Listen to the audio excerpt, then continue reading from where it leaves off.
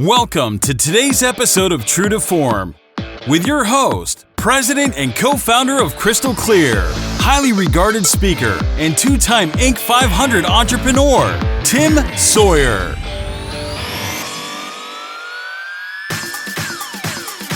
True to Form is a podcast that highlights leaders making headway in the aesthetic, anti-aging, and elective medical industry. Learn from the experts to discover the secrets of success and pitfalls to avoid when growing all aspects of your elective medical practice.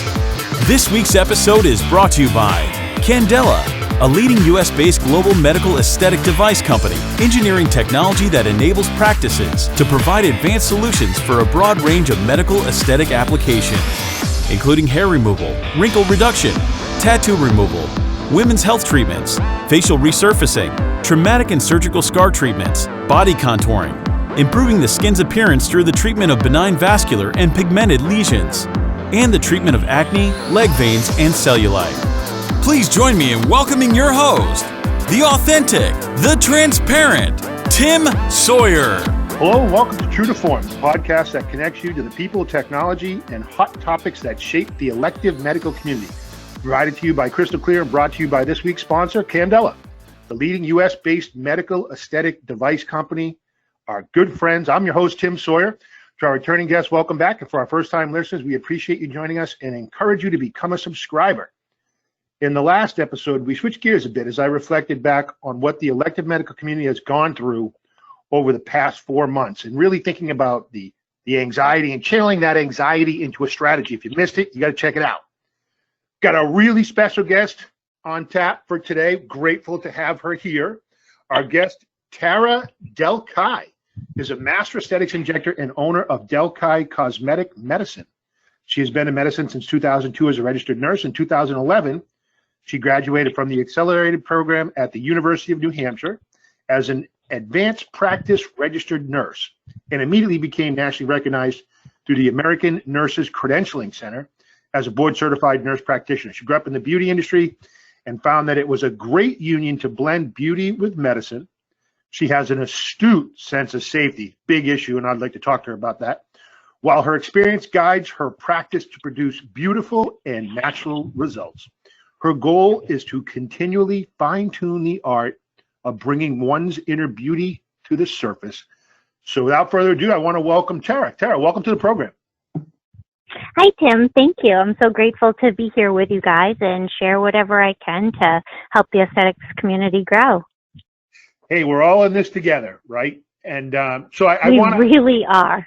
We are all in this together. So I want to start right away and talk a little bit about your path. So how did you end up as a nurse? And then was there some event that happened that you said, I should go into cosmetic medicine? How'd you get there? I know. I would say my path is a little bit obscure. It definitely wasn't a direct road, but I was the type of child that had to burn my hand to learn that the stove was hot. So I took the long road here. I used to be a ballerina and I danced in the Nutcracker for almost 20 years. Wow. And then one day I realized that just wasn't going to serve me well into my future. It was great soul food, but I knew it was going to stop becoming a job. And then I would need to sort of grow up a little bit in my adulthood. So I ended up going to school as a nurse, and it happened to be a good opportunity. I wasn't even overly excited to do it. I just knew that my mom said, this is a great career. Women do very well. They can succeed very well in this industry. And I said, sure, whatever. Sign me up. I'll do it. And I sat in that first class thinking, oh, this is going to be so boring. I can't believe I have 4 more years of this. And I don't know, I can't even remember what the teacher said or what it was, but I went from chewing my gum, snapping my heels from the back seat within that first class, from going right to the front of the class and like raising my hand. And I just became so invested in it. It really became everything I never knew I needed in life. And it was my calling. And from that point on, it was not Tara, it was Tara the nurse. The identities just became one in of themselves. Yeah. But ironically, my mom was a cosmetologist, so I grew up in her hair salon. We were constantly going to New York to do hair shows and, just lots of fun, artsy, beautiful sort of industry things. And that's when one day I was riding a patient into the OR from the emergency room doing compressions, and I thought, I think I'm bored of this. I should blend beauty and medicine. And it was epiphany. And then it really just was a matter of like hope and will and fortitude. And that's what changed my life. Wow. What a story.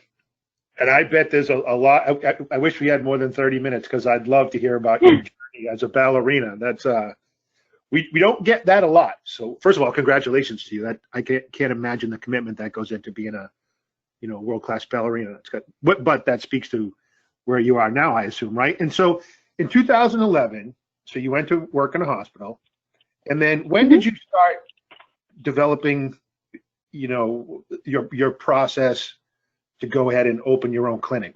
Talk about that, because coming from a nursing background, that's actually, you see that more and more often now, particularly people opening med spas, is they go from nurse to med spa owner. Some do it great, some do it not so great. Talk a little bit about your process with that.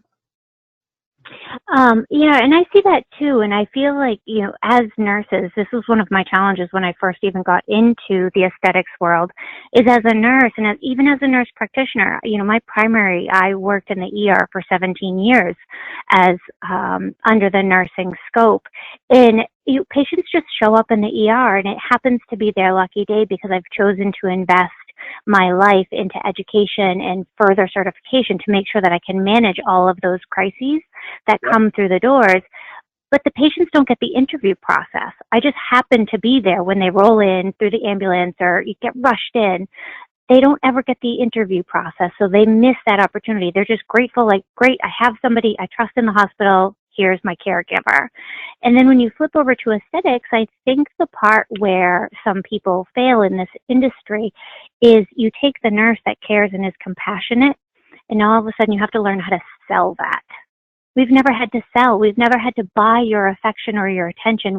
We earn it by caring for you in immediacy. It's interesting. So that was, I think that's a unique spin. It's so competitive that, and we talk about this a lot, is that, first of all, this is very competitive. And second of all, it's a retail business at the end of the day. And just like in any business, there's a sales component. And a lot of folks with nursing backgrounds, number one, don't understand that paradigm shift that you just mentioned. And then they also aren't comfortable with the sales aspect of it. Was that natural for you, or is that a muscle you had to work on? It was definitely something that I had to work on and, sort of pull out. But I think I was grateful that I grew up under the front desk of my mom's hair salon that she owned. So I got to see the sale. I got to see the welcoming and just sort of that whole package of giving them, every patient that red carpet experience.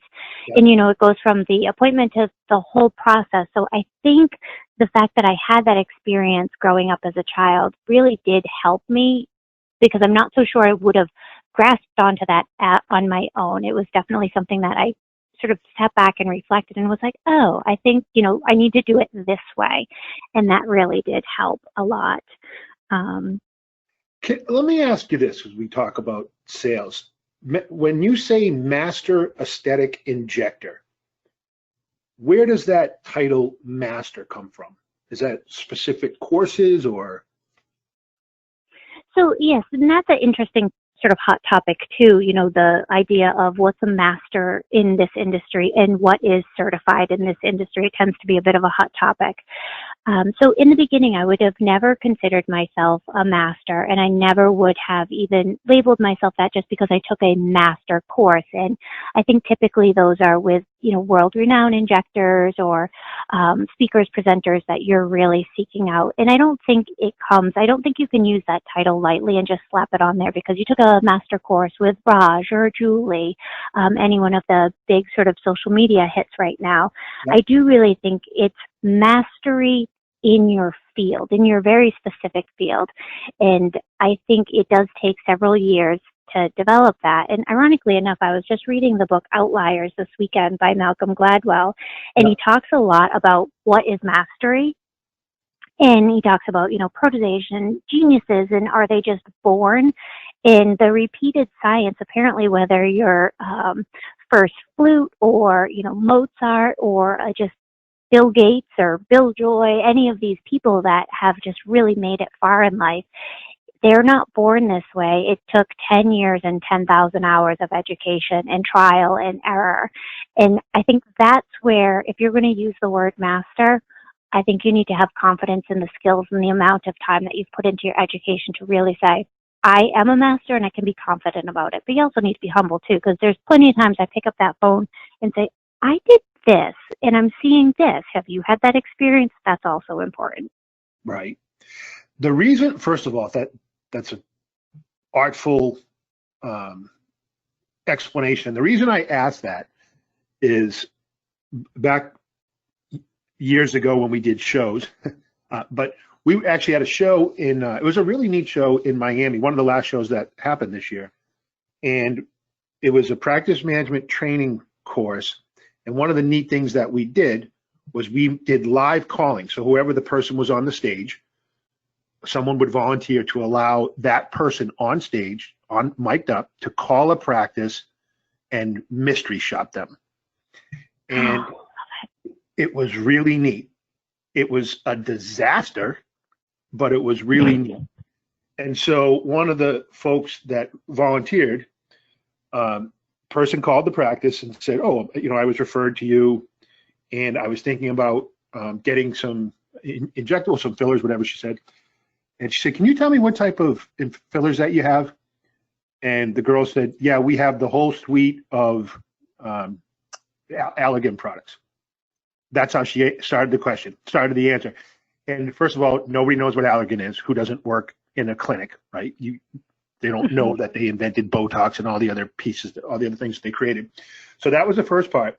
And then when they got into pricing, he said they actually got the doctor on the phone. This was the best part, Tara. So they get the doctor on the phone, ironically, and he says, well, you can go with me and it's one price, or you can go with one of our master injectors and that's a different price. Confusing already. And then when the person pressed and said, well, what's a master injector? And he could not articulate one sentence other than, well, they had a lot of training. And so think of how confusing that is for the consumer, right? And so to me, it's not so much, and this is what I love about your explanation. It's not that we say, some folks say that they're a master. It's that you can demonstrate, hey, I've done this, this, this, and this, and that's what makes me different. And so my encouragement for people who haven't thought it through like you have is, if you're going to use master or similar phrases, make sure that we can put that into simple sales language, so that when the customer says, okay, can you tell me what that means? It actually can be a sales tool, right? So it's interesting, because I know Allergan has courses that you can take to get a similar designation, and they're long. I mean, it's a lot of work, and which brings me to my next question, because again, through our work with the American Medical Spa Association and the American Academy of Facial Aesthetics, we see a lot of folks in the nursing community looking to get into aesthetics, but when we press them on the why, it's, well, basically what it comes down to is being in a hospital sucks for some people. The allure of, oh, I could open a med spa or a skincare clinic and that is going to be easier. I feel like that's going to lead to trouble, that type of thinking, because of the competition. And talk about the amount of work, right, that goes into not only opening a practice, but there's so many things that you need to be great at to be successful. And I would submit to you that it's probably not easier than being a nurse. It might even be harder. I really agree with that statement. And, perhaps when I first got into it too, I, looked at the numbers and thought, oh, well, the products cost this, so this is what I'm going to yield. So my ROI is going to be $8 per unit. Well, all of a sudden everybody has their hand out. The town, the state, Yeah. Your paychecks, everybody. So that ROI just really dwindles down quickly. So I think I fell into that trap as well. But I tell all of my students, because we have the academy as well, and I tell every single student, I said, I will give you a richer, a greater experience in my course, more so than other courses. But I don't care how good you think this experience is, it's not going to be enough. You're going to need more courses. You have to take more and more and more, because one class isn't enough to be mastery. And a lot of the places have absent medical directors, and there's the allure of they can get you the foot traffic so you think you have an in, but all of a sudden you're on Independent Island and you don't have any resources to turn to and to say, well, how do I do this? Or would you do this? You need that collaboration in the beginning. I was grateful enough to develop some early on relationships when I first opened my business to make sure that I had those resources.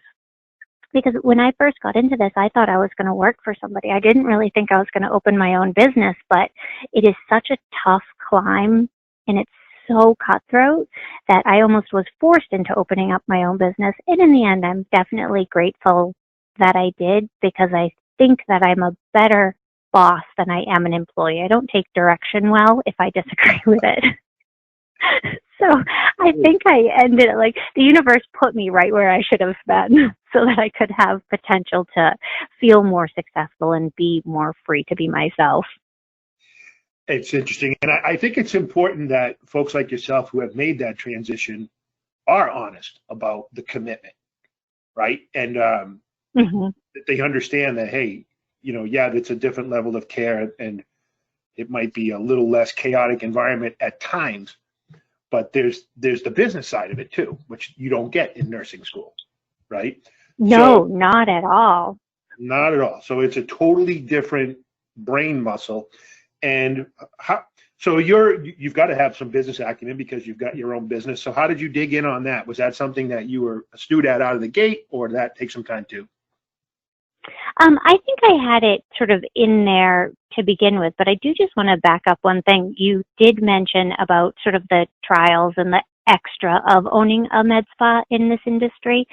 And the one thing that I think people forget is once you inject them, you are on call all weekend. So if you inject somebody with filler on Friday, you need to be on call. And I think those little tiny things that can really help or sink a practice go missed in the beginning. So it is a lot more than I think people give it credit for. But to back up to the business acumen, I didn't take any business classes per se. I think probably my most close to a business class was my statistics class that I took when I studied abroad in Australia. It was really neat, and it was all about, just collection and data population, and it was great because I got out to get into the community as part of my end project, but that was as close as I got. But if I look back at pictures of me when I was little, I used to take cardboard boxes and I would turn them into cash registers, and I would take the Monopoly money and I would sell my dolls like anything that I had to offer. So I think it always was I think it's genetically programmed in me to just constantly crunch numbers, and always I'm forever looking at the profitability and the ROI. Like, that analysis is so important to me. You cannot measure your success or your failure if you can't put a number to it. I agree. And again, and then we'll move on to the topic. When you meet people and they're, wide-eyed and excited about aesthetics, and they should be. It's an awesome business. But it's a business, right? And I say to people, you got to decide if you want to be a cabinet maker, like they talk about in E-Myth, the book E-Myth, either a cabinet maker or you want to own a business that makes cabinets. And those are two totally different things, right? And because in the E-Myth, what happens is they start out, they're a great cabinet maker, then they open a business making cabinets. And at the end of the day, because of everything that goes along with it, the insurance and to your point, the number crunching, and the bills and the employees, at the end, they hate making cabinets. And the one thing that they loved, they end up, in the end, not loving. And so I think those are, like I said, those are great questions to have. But great conversations to have. I did want to talk about, so where are you at in the country right now, Tara? Where's your clinic? So I'm in Hampton, New Hampshire. So I'm on the East Coast. Cool. So you actually, I'm in Rhode Island, so I get New Hampshire Oh, you're close. right down the road. And so New Hampshire, I think I was looking at some COVID numbers. You guys are actually doing pretty good, right, in terms of where you're at in the curve right now? We are, and I think we've always been good. And I question, of course, I'm questioning the numbers and the statistics.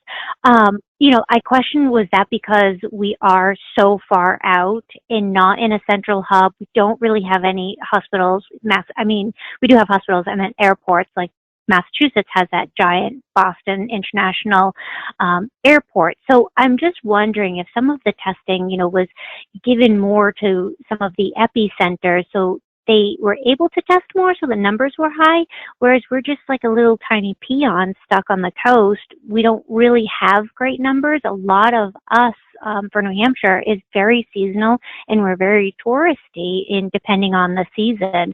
So I'm wondering if we just weren't considered of great value, so we didn't get a lot of tests, so we didn't do a lot of tests. But working in concierge medicine as well, I really haven't seen the numbers. We've been doing testing, and I have only seen one patient that has had previous exposure, that tested positive. Everybody else is like, yep, the hospital tested me PCR positive. I had, a headache in one eyeball for 4 hours, and that was it. So I'm just not sure if the numbers line up with our availability to have testing. Okay. And so you're fully open, right? How long have you been fully open? Yes. So I think the neat part about my practice, and I think the saving grace as well, is I also do concierge medicine. So we just don't take health insurance, but I still provide primary care services on a membership basis. Yeah, I do the same thing. So I don't. Because yep. Yeah. Go ahead.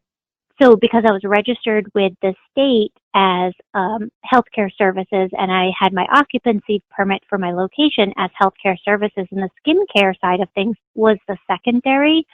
Under that guidance, I was actually deemed essential, so I was able to still stay open and provide the primary care services. I do therapeutic cannabis as well. For the applications through the state, and then we also added on the COVID testing just to really up our ante with staying essential and making sure that we could meet the needs of the community.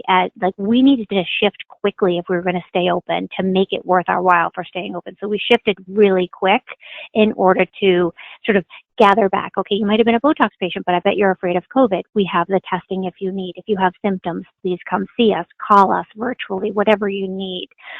So that really did help us a lot. That's great. That's great, because there are a lot of parts of the country, folks were just, shut down, and that made it tough. And so, talk about your strategy to stay outside of the primary care piece, to stay in touch with those folks. So because you could stop, what did you have to stop? The elective stuff in probably March. Yes. So there was probably a period of 60 days, right, where you couldn't do anything on the elective side. Is that correct? Correct. And of course, if you open up a med spa or an aesthetic type of clinic, your bread and butter is coming from the aesthetics. It's not coming from the concierge piece. The concierge piece is just a way to keep your foot into the community and to offer a different sort of value add service to your aesthetics. So it definitely took a big hit, and that's why I opened the door for therapeutic cannabis and the COVID testing to just sort of reach out. But not having that was hard. So the way I took my position was, I didn't want to advertise for Botox. I didn't want to advertise for any specials or whatever. I was staying in communication with my patients of, what is the immune system? What is the importance of vitamin D? What's the importance of exercise? What are your fears? Email me, have a 5-minute conversation with Tara. So I just tried to stay sort of gently and loosely, but none of my email subject headers were COVID-19, because I felt like everybody was bombarded with the name and the terminology. And it's almost like people get needle fatigue. I think they got COVID fatigue. You know what, Tara, that's probably the most prophetic thing you've said, because what you just said is smart, right? So you leveraged your background in nursing and primary care to speak to the need at the time to stay relevant, really is what you're saying, to stay relevant and keep in contact with those people in a way that was kind of going against what everybody else was saying, right? And that's really smart. I give you a lot of credit for that. And so were you, once you opened up again, did you see a surge in people that were ready to come back, or how has that played out? It was kind of interesting. I would say 90% of our patients were, pounding on the doors even while we were closed. Yeah, but no, I'm not worried about COVID. I need Botox. So we definitely had a lot of people that they just really wanted to get in. But for the 10% of the population that was absolutely mortified, and, there's some clients that I am able to see on social media, and I was seeing their hashtag stay at home, hashtag mask saves lives. So because I was able to get a sense of the clients ahead of time, I was able to cater each client's experience when they did come back to make sure that I could meet their needs. So I had sent out a survey once I found out from Governor Sununu when we were going to be able to open up. I actually sent out a survey to all my clients, and I said, look, this means something different for all of you. Each person comes from a different experience, has a different fear, has a different understanding of it. Other than the general guidelines, what is going to make you feel comfortable when you walk through my doors, whether it's now or if you feel more comfortable in 4 months, what is it going to take so that you feel good? And it was really, really interesting. I had no idea what kind of feedback that I was going to get, but the good majority of the patients were just saying, I already feel safe. That's why I chose you to begin with. You're always clean. I always see you girls, with the wipes after we check out. So it was nice to get some affirmation of the things that we were doing. And then some people were like, I would like it if I didn't have to have any contact with the pay portal, or I would like it if your receptionist, even though we're far enough apart, I'd still like her to wear a mask. So we got some, good feedback. And there's some patients that I immediately just put them right in the waiting room. You've got your own waiting room, shut the door, and then we'll be right there. So we catered it to each person's unique request. It's, again, really smart. And I've always, it always made me wonder when talking to large groups of medical folks, whether they're, nurses or practice managers or whatever. And you almost never hear someone say, and I always ask why, that we surveyed our patients. There's this reluctance in elective medicine to actually ask the patients, how can we better serve you? It always kind of escaped me, but I give you a lot of credit because that takes a little bit of courage, right? Because when you survey people can say things that, you're opening up something you might not want. But it's absolutely imperative that you understand the hearts and minds of the people you serve. And my instincts tell me that is a very nurse-like thing to do, is how can I take care of you? And how would you like to be taken care of? And I think that a lot of that probably stems from your time, like you said, in the hospital, where you just had to be a good nurse, right? You're a caring person, and that is bearing fruit commercially for you. And I'm really encouraged by that. That's awesome. And so I think nurses. Oh, sorry. Go ahead. No, go ahead. I think the important thing about nurses and as healthcare professionals, we cannot change our prescription based on a personality, but we need to act like chameleons in order to socially get to their behaviors. So if they're coming in red, we need to kind of go in red as well. And because if we're not on their level and we can't seem relatable to them, we're never going to be able to help them adapt the prescription that we're looking for them to take, whether it's in the ER or in aesthetics. We've got to be chameleons with the behaviors and the minds of our clients. Yeah, that's great. That's great insight and great feedback. And so did you say you're in Hampton? Yes. Oh, well, as we wind down, I can remember, so is Hampton Beach, that's in Hampton, right? Yes. Yep. My office is just 4 minutes from the beach, so you can smell it from my office, and it's tough to sometimes stay focused. As a kid, I remember going up to Hampton Beach, and we used marijuana too. We didn't have cards or anything, but The good old days. But we hung out and did our thing. That's a really cool place. It's a really cool place. And It is great. all my dad's family is from Maine, rural Maine, Mount Vernon, Maine. And Okay. my brother lives in Moultonborough, New Hampshire. Okay. Yeah, Yep. he's got a couple Verizon stores up there. And so absolutely familiar with that part of the world and love it. So as we head in, we've got 6 months left in 2020.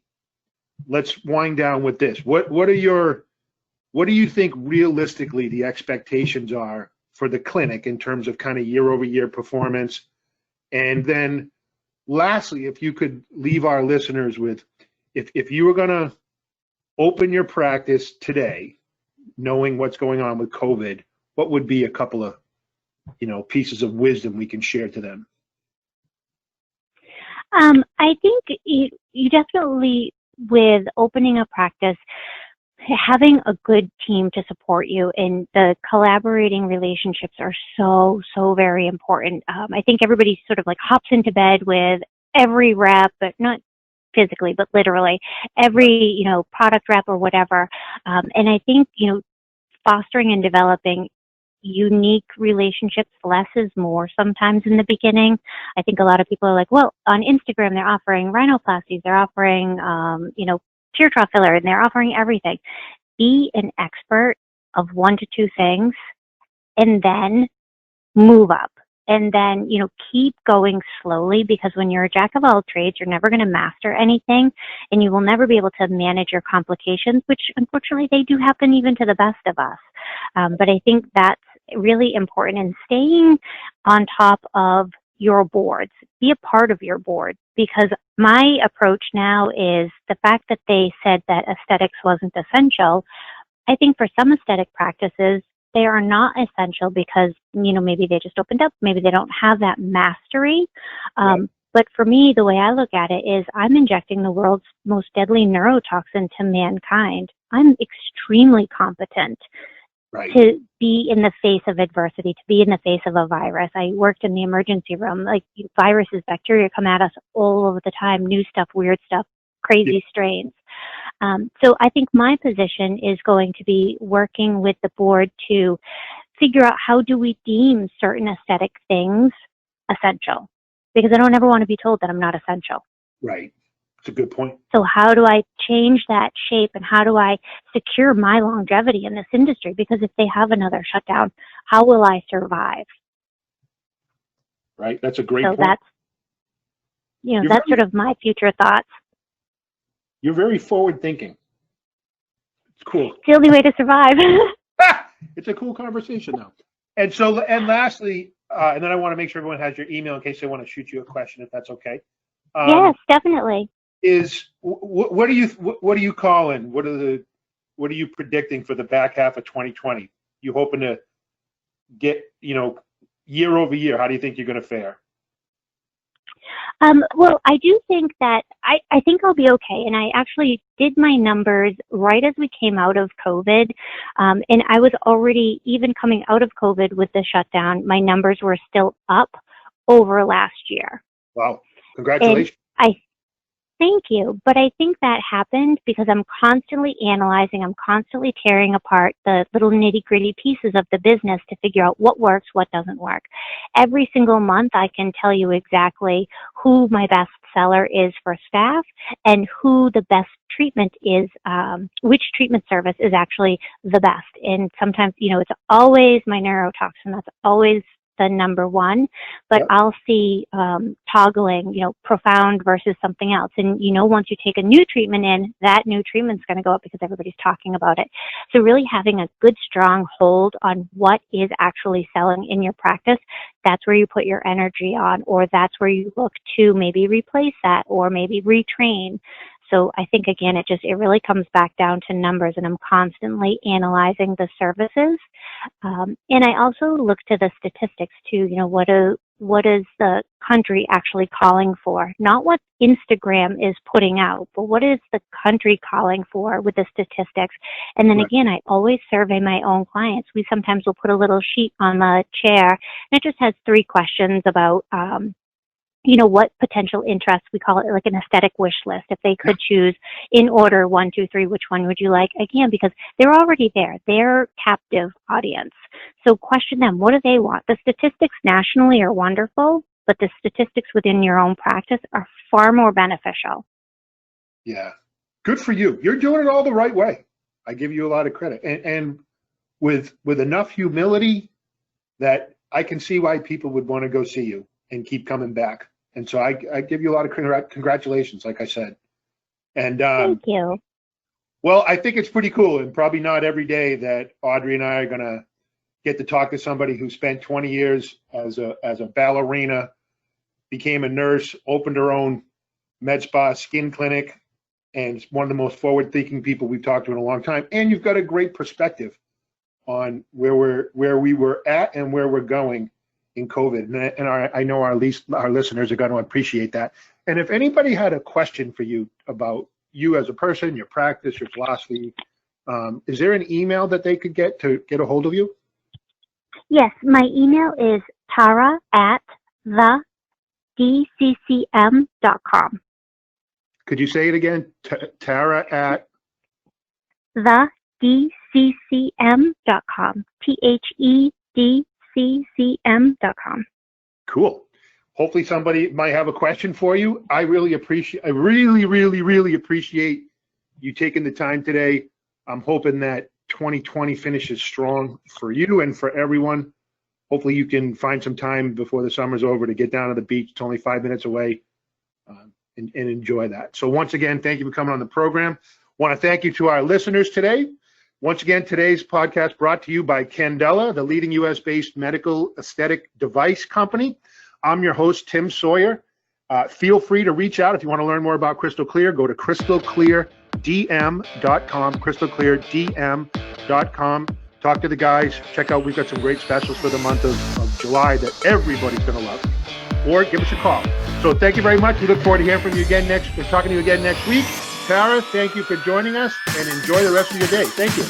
Thanks for tuning in to this week's episode of True to Form, brought to you by Candela, a leading US-based global medical aesthetic device company, engineering technology that enables practices to provide advanced solutions for a broad range of medical aesthetic applications. To learn more about this week's podcast sponsor, visit candelamedical.com.